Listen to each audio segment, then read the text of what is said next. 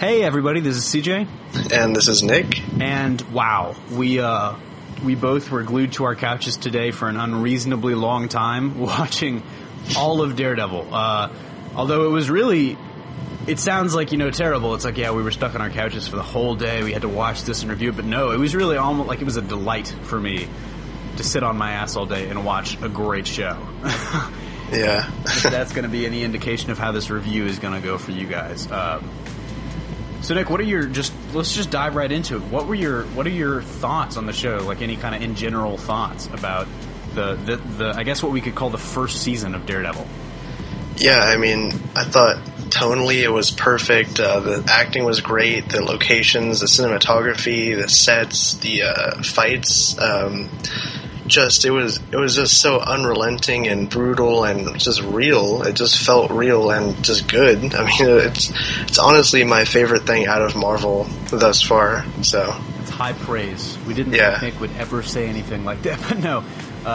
It's especially like with a character like Daredevil, who's got such like a troubled past, not only in the comics, but in terms of like getting this character off the page and onto the screen. It's been a fight. Just because, I mean, we all know how the first movie went, and before that movie, the last thing he was in was that television movie with the Hulk. Yeah, Lou Ferrigno's Hulk, and that's actually really crazy because they basically used it's partially the Frank Miller suit, but it's also partially the suit from that movie is the one that he's wearing for most of this, the black mask that covers half of his face. So it's really interesting, and we'll dive right in. I had high hopes going in, and I think it's almost very rare that I can be able to say for something that I had such high hopes for going into watching it that I actually came away not disappointed really in any way. I mean, like Nick said, the acting was incredible. It's some of the best acting I think Marvel's seen, whether in television or movies. Perfect casting for everyone, but specifically I think Charlie Cox was very good. Vincent D'Onofrio, also fantastic. And everyone else did their jobs very, very well as well. But the guy that played the assistant, James Wesley, the actor's name escapes me at this point. He was the standout to me in like a crowd of other good actors. He was incredible. Great villain. I know he was, and it's one of those things where, and we'll talk about this when we get to like some pros and cons. But actually, like, why don't we dive right in? Right now, I'm just going to go ahead and. I guess to pose the question, who is your favorite actor and why? I mean, I did love the guy that played Wesley. I thought he stole the show, but to me it was D'Onofrio as Kingpin was incredible. And it was one of those things where they did this so well, and they played the Kingpin from such an interesting angle. Like, he's this very misunderstood and emotionally ill-adjusted guy. And I think he really does believe like what he's doing is good, and that's what you like to see from movies. It's like shades of gray rather than just black and white heroes and villains. But he played it in a way that I was actually like, I wasn't rooting for Kingpin, but I was a little bit sad when he failed. Like, I was like, aw, you feel bad for the guy because he genuinely, that's the way D'Onofrio played him so well, and honestly just so vulnerable at times. Like, that really came across, and I think there are scenes where the direction that they went with Kingpin is a little bit questionable and it comes off as a little bit murky, but man, D'Onofrio just did the best. Like, what he had, I was gonna say he did the best with what he had, but what he had was really good, so he took something great and made it better. I think. So Nick, any thoughts as to your favorite? I really actually love Foggy in the show. I think because going into it, I was like, Foggy. I'm not too familiar with that character, but I think the guy did just a great job with it. And all of the characters really have an arc over this whole 13-hour, like, they all change and they're different by the end of it. And I just thought, like, his character was just so interesting, and it's funny too. It was great. Maybe that's the benefit of watching it in one like 14-hour ridiculous marathon. Or it took me 14 hours. I took like a couple bathroom breaks, and I think I did a pizza run at one point. But that's the benefit, is you really do. And I was thinking that as I got to the final episode, it was like, man, every character has evolved in some way. I mean, we saw, Matt Murdock evolve. I think he might have evolved the least out of every character, but he did evolve. You see Karen evolve, and Foggy especially goes through a hell of a character arc, but even Kingpin, I mean, when he meets Vanessa Fisk, and I was shocked that they brought her in to the show, but it was incredibly well done. Maybe the character that evolves the least is Stick, because he's only there for one episode, but he stole that episode too. Scott Glenn, give yourself a round of applause. Really well done. And Nick, I know before the show launched, I don't think you ever got a chance to like speak your opinion of this on video, but when the first pictures of the suit was released, I think that was yesterday. It feels like forever ago, but yeah, it all came out really quickly. All this stuff dropping. Yeah. I remember you kind of had some reservations about the suit. Did watching the show make you feel, I guess, any different about that look, or did you remain mostly the same? The red suit one, right? Yes. Yeah, I'm still not a fan of it. I think it's just a case of over design, in my opinion. But it was slightly better, but I still don't really like it all that much. I gotta admit, it was an interesting thing, and I really I liked the way that he got the suit. I thought that was clever, and it was also another really kind of touching, heartwarming scene between Matt Murdock and this kind of Forrest Gump-like tailor guy. And it was just really, really great how he got the suit. And it was honestly, that was another, like, you know, I wasn't expecting to feel these feels, Daredevil. But I actually kind of agree. I mean, it's not, and it's weird for me to say this, but like, I like the suit. It makes sense in the context of the show. I might honestly give the edge to Affleck's Daredevil suit, and I'm preparing for like the crucifixion and the stoning alive. But it does look, and it makes sense that it's padded the way it is. It makes sense that it looks tactical. I mean, I'm just, in my humble opinion, I guess, we'll get that out of the way. Let me see. I had a list here of some positives from the show. I actually decided right around the time of the 13th episode to start writing down my thoughts. I mentioned the guy that actually makes him the suit is Gladiator from the Daredevil comics too. Really? So, yeah, that's the villain, Gladiator. That's great. So. That's the thing is I remember when we Nick, I remember making this video a couple weeks with you. Shout out to anybody that remembers this, by the way. We made that video after the trailer was released, breaking down like everything and like all of the people on those cards and all of the castings that were announced. We went through all the castings. And I remember the guy who was cast as the Gladiator, and I think we talked about that, and so many of these castings ended up being very different than we really expected. But it's really interesting. The one thing that I want to point out, speaking of castings, the lady that plays Madame Gao's character is very interesting.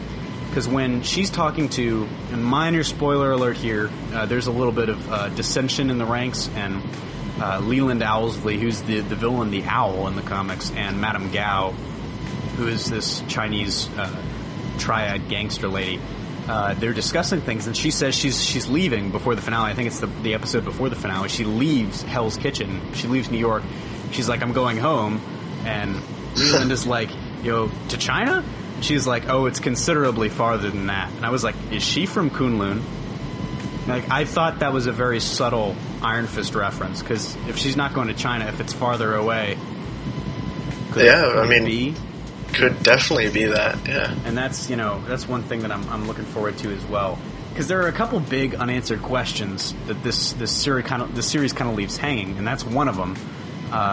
The other one is Stick is working for somebody, or he's working for somebody, and they mention it seems like it's the Hand. It might be the Hand. I'm not sure. Could be, and they leave that quite open-ended. Beyond that, there's the whole. Was that the dude meditating with the scars on his back and all that? Yeah, the big guy. Yeah, I was like, who is that guy? Well, it could be someone tied to the Hand in that way, and we could get some Elektra in season 2, but I guess let's take a minute to discuss, like, will there even, looking ahead to season 2, will we even get one? And that's, I think the question seems kind of silly, because right now, nearly universal positive acclaim for this show. I think the Rotten Tomatoes score, I haven't checked it, so I'm not sure, but it was upwards of 90%. It's actually at 102% right now. So. It's trending very high. So it seems like a no-brainer. Like, people are going crazy about this. Give the people what they want, more seasons. The question mark is, we don't know how this is going to go. Like, it was reported that each person was going to get a 13-episode miniseries, and that would tie into the Defenders. The question remains, like, but we've seen changes already. Agent Carter was only supposed to be an 8-episode miniseries, and now there's, from what I recently read, about a 60% chance of that returning for more episodes. So it's like, will we get a Daredevil Season 2 this time next year to go along with Luke Cage and Jessica Jones and all that while it's happening?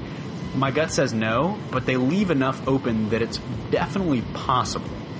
Yeah, it's really hinging on the ratings, too, because this is a big gamble for Netflix and Marvel, because, like, nothing really, like, this big of a name brand show hasn't really been put onto Netflix, and, like, a lot of people, like, this will, I think, test out, like, if people want more stuff like this, you know? Yeah, I agree completely. To preface what Nick is saying, or not to preface, but to add some subtext to it, and he's discussing not like the biggest. This is not the biggest thing Netflix has ever done. I mean, you look at House of Cards. I think House of Cards probably is a bigger name at this point. I think, Nick, you were talking about just the biggest brand coming in. Yeah, it's just like, it's a pretty big gamble, I guess, like, to use an exclusive service like this, I guess. Yeah, it's a big property that they brought in and now made one of their own. But I think it really paid off. So let's do a fun little kind of question. Nick, what would you like to see most out of a season 2? Definitely Elektra and Bullseye, because they're staples of the Miller run. So absolutely, I think, and that's really funny. Is I really like that this season wasn't totally tied down into one comic. It took a lot of influences and was very true to each character. I believe, maybe with the exception being, they did take a lot of liberties with Kingpin, but I think they paid off. They took some liberties with Karen Page, although who knows, maybe in Season 2 she will become a heroin addict. They seem to be leaning away from that, though.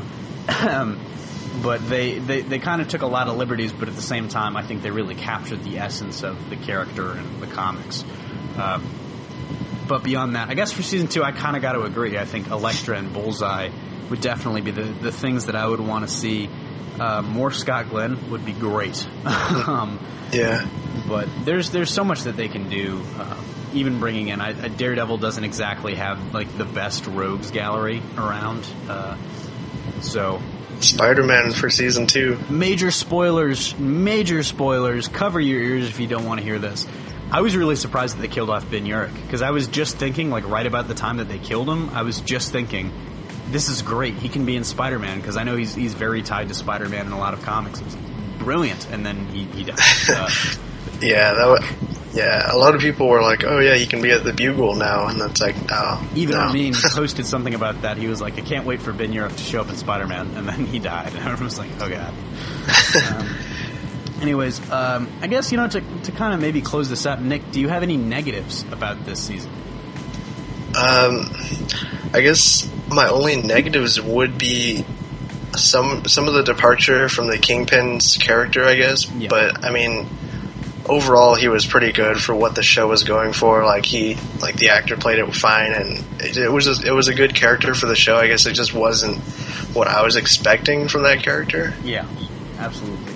And it was the only negative. Well, hold on. I wrote some stuff down here. Let me see if I can find it. I know my big negative was, I feel like the feud between Foggy and Matt was blown a little bit out of proportion, if that makes sense. Like, I think I know being lied to is not good, and I know I've been lied to in the past. I know that doesn't feel great, but at the same time, it's like, Foggy, come on, man, you got to understand where he's coming from here. It's dangerous. You've in your time in Hell's Kitchen as a lawyer, like over the course of like the week or so that the show takes place in, people have been dropping left and right. It's like, would it really be great? It's superhero 101, dude.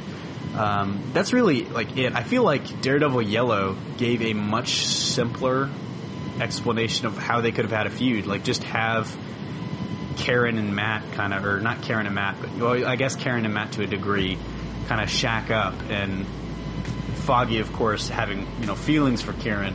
That would be a more realistic feud, and then you could play in the whole, oh, my friend is Daredevil and he's not telling me aspect of it. But they didn't They didn't do that. That would have been the only thing that I really would have changed. That was like the only part of the show that I felt that they went into a trope of like the whole, oh, your secret. Now I found out like, oh, you were lying to me about your secret identity. Now I'm gonna be all pissed off at you. Like that was like, yeah, like every superhero like movie or show does that. It's like that was really the one thing. Like other than that, I mean, oh my god, and one thing we forgot to mention when we were just like really like talking about positives, the fight choreography, man, was so great, and it was better than I'm really glad it wasn't the kind of thing that, I mean, I think a lot of TV shows are guilty of doing, where it's like he's beating this person with ease and finesse. It's like, no, man, this was raw, this was dirty, this was like you could feel, it was almost like you could feel the hits, and it really kind of took you, it was realistic.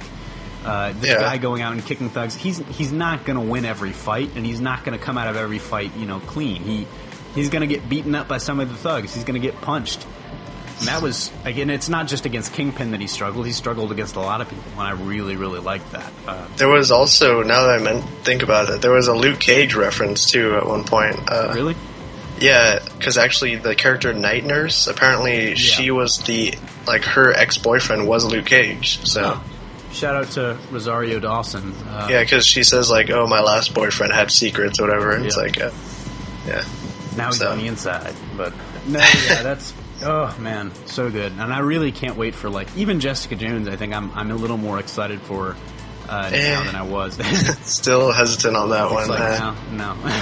Iron Fist, yeah, but yes, Iron Fist. They better cast Iron Fist soon, man. I'm dying over here. Anyways, so any final thoughts, Nick? There's a lot to take in, I guess. I mean, I wouldn't probably I mean, you could like just marathon it like we did, but that's probably not the ample way to do it. Maybe we'll title that plan the How to Lose Friends and Alienate People plan. Yeah, there's just so much to take in from the universe and like the references and the little things that happen in the show. Yep. And it's just great overall. I agree with that diagnosis. I think I'm actually going to go back and take some time, maybe watch an episode a week, and just really try and digest it now. But yes, also we get live streaming privileges back tomorrow, so look forward to the first Hybrid Network show on our channel. But we really encourage you to go to Instacator. We'll probably have a whole show, since everybody has at least watched some of it now. We'll have a whole show dedicated to it. Really looking forward to that. We hope you guys are as well. Nick, if you had to give this season a score, what would it give you? What would it give you? What would you give it?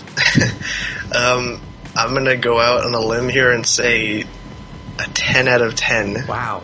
That is actually the highest score I think Nick has ever given on the Hybrid Network. It is the best comic book TV show ever produced. I would agree with that statement. I would actually probably say a 9.5. I think there was a little bit keeping it from being just perfect in my opinion, but I think I do get where you're coming from. It is by far and away like the best until we find something else. Yeah, I mean, because we were talking about this in the chat too. I'm like, Arrow and Flash and that's cool. That's fanboy stuff, but this is like good quality stuff here. I mean, it's like my 9.5 for this is very different from my 9.5 for the Flash. Like 9.5 for the Flash is like, man, this is great. This is so the Flash. This is like, in terms of quality, this is oh my god, this is like the best, and that's the benefit of Netflix. It is essentially, I mean, it's produced very close to, it's as close to a movie as you can get. Granted, it's a 14-hour movie, but it's production value wise, you're not going to find that on normal television. Like this is that like premium cable type shit. But anyways, I guess since we're running a little long here, I guess that about wraps it up from us here. Signing off. This is CJ. And this is Nick. And we'll see you next time.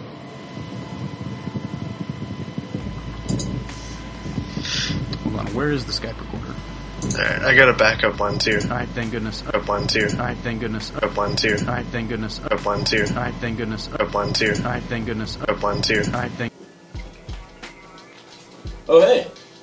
I hope you guys enjoyed what you just saw. I don't know what exactly you just saw, but I hope you guys enjoy it. And if you really did like it, go check out our other stuff. We have social media, Facebook, Twitter, The link should be somewhere here. Also, we have other channels too. We have our movie video game channel. We have our music channel. Obviously our comic book channel too, because we know we do all that entertainment awesomeness. We also have a website. Go to our website, HyperNetworkYT.com, and check out our other videos. That's all I really have to say. It's Josh, and I hope you guys enjoyed what you watched.